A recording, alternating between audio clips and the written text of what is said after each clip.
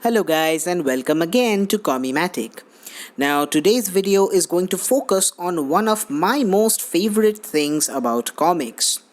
You see, comic books don't just have awesome and iconic characters, they also have some amazing concepts, from reality altering machines to infinitely powerful cosmic forces.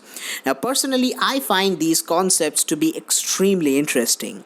Now, I have already made videos on the speed force and the anti-life equation, the links of which I will provide in the description box below. So you guys can check those out if you want to. But for this video, I will be talking about one of the most powerful cosmic forces in the Marvel multiverse, the Phoenix Force. Now, before I begin, if you want me to keep making such videos, then please hit the like button, share the video and subscribe to the channel. That's what keeps me going. Okay, let's get started. The Phoenix Force is life incarnate. It's the physical manifestation of all life that ever was, is, and ever will be. It's kind of like a reservoir of life energy, and as you can probably guess, it was brought to existence by the multiverse itself because, well, there is no life without the Phoenix Force. But that is not all. This force is not just the culmination of all life from all time across the entire multiverse. No. You see, the Phoenix Force is the spark of creation as well as the force that will ultimately destroy creation. It's like poetic irony. This force is basically an eternal cycle of life and death, of creation and destruction. Hence the name, the Phoenix Force. But this cosmic entity has another purpose. The Phoenix Force is actually the nexus, the connection of all psionic energy that has ever existed and will ever exist in the Marvel multiverse. So the strongest telepaths and telekinetics such as Cable, Professor X or even Jean Grey, all of their psychic energies are just a very small part of the greater Phoenix Force. The Phoenix also has a darker side called the Judgment of the Phoenix. Now, as I said, the Phoenix Force is simultaneously a force of creation as well as a force of destruction, which means that it has the power to create anything from nothing, and it has the power to destroy any part of the universe. The Judgment is basically this destructive power of the Phoenix Force. It is stated to be the fire that consumes and burns away anything that is deemed unworthy to live. Now, this fiery cosmic being that roams in the space in the form of a phoenix was considered to be a god and was worshipped by many cultures, including the extremely powerful Shi'ar Empire. To be honest, there is no perceivable limit to the powers of the Phoenix Force, and it is a sentient being. It has its own thoughts and own decisions, very similar to the Speed Force. And just like the Speed Force, the Phoenix often chooses a host who will contain the power, an avatar of the Phoenix, if you will. Now, over the years, there have been many avatars of the Phoenix Force.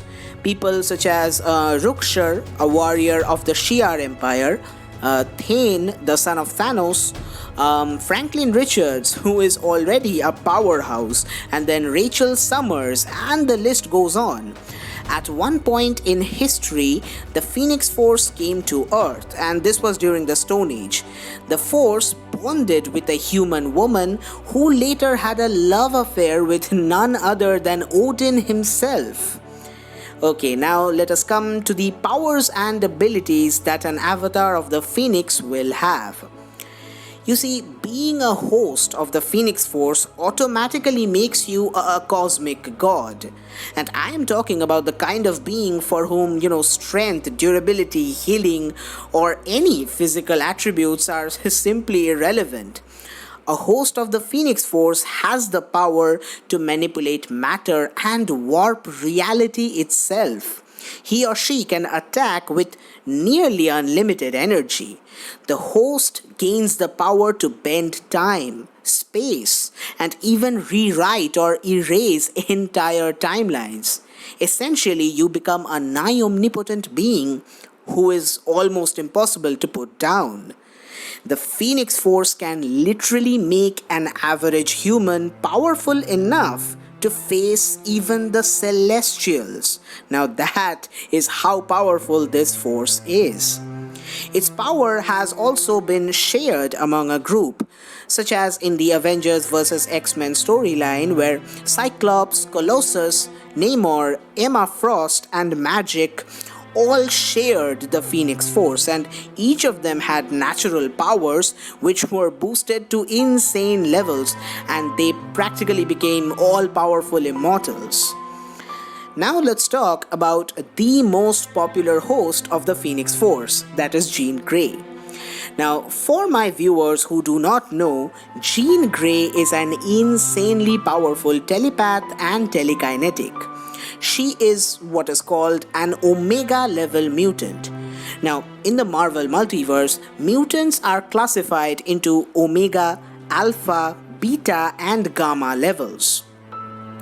Now, this classification is on the basis of power, where Omega is the highest level of power and Gamma is the lowest. Now, I will talk more about these classifications later on, but for now, just think of a being who is able to reshape and affect almost everything, including you and the things that are around you, in the most fundamental levels. A being who seemingly has no limits to this power, but on the other hand has complete control over this power. Now that is what makes an Omega level mutant. Jean Grey is an extremely powerful telepath. She can literally scan the mind of millions of people at once across the planet. She has telekinesis that is so powerful that it can rip out military-grade equipments, army helicopters, and yet it is so precise that she can affect matter at a molecular level. She can create force fields that are powerful enough to handle Captain Marvel's energy attacks, which can destroy a continent at least. But these powers are a joke when she becomes a host for the Phoenix Force.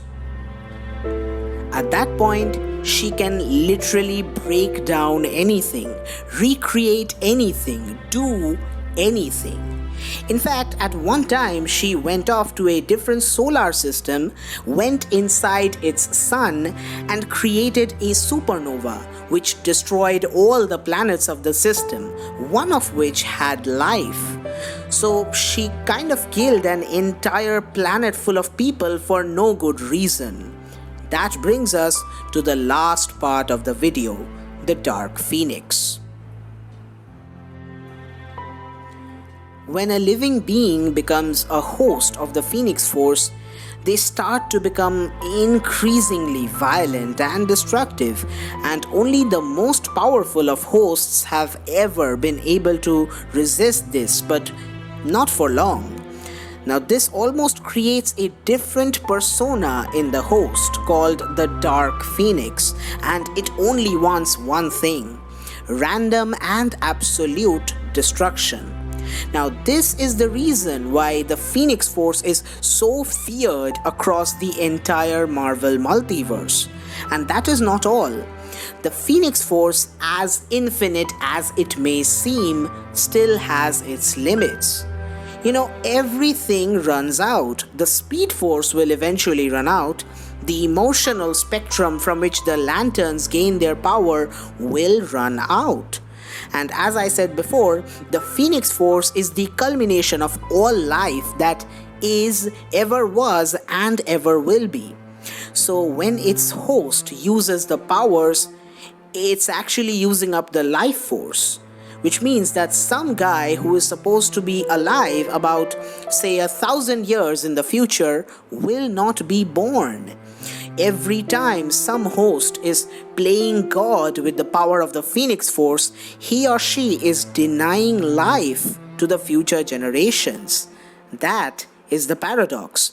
You see, the phoenix is not power for life, it is life for power. Well, that's it for this video. Let us know what you thought of it in the comments below. Stay safe and stay tuned to Commimatic. Thanks for watching.